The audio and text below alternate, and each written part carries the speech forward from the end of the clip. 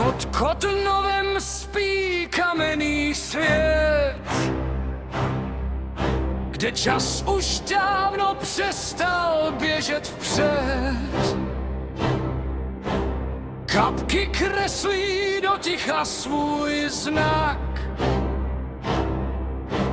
každý krok je otázkou, co bude pak.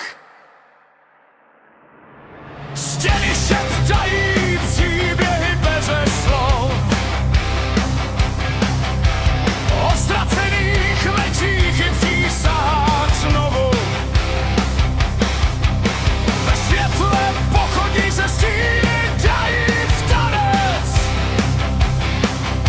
a odvaha je tady jediný spojenec. Klíč je ukrytý tam, kde mlčí kámen, jen statečný projde tajemným chrámem. Tajemství pod Kotnovem, hluboko pod zemí, tam minulost nikdy úplně neusne.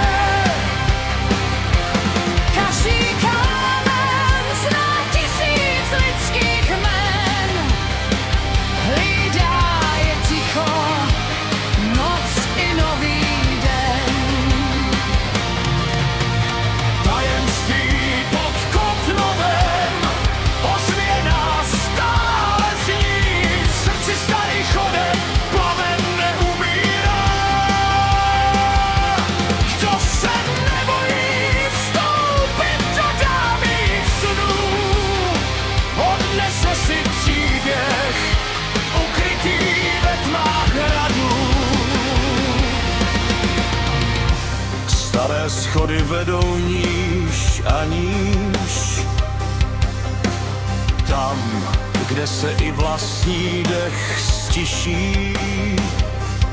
Na zdi znak, co nikdo nerozluští, jako pečeť dávných strážců města. Náhle vítr svoukne světlo svící, z dálky zasní kov o kámen bijící. Ve tmě stojí postava bez tváře,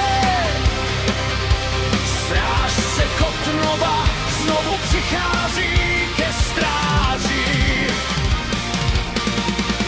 Nehledej zlato ani drahokamy, největší poklad nosíme sami. Odvahu, čest a paměť dávno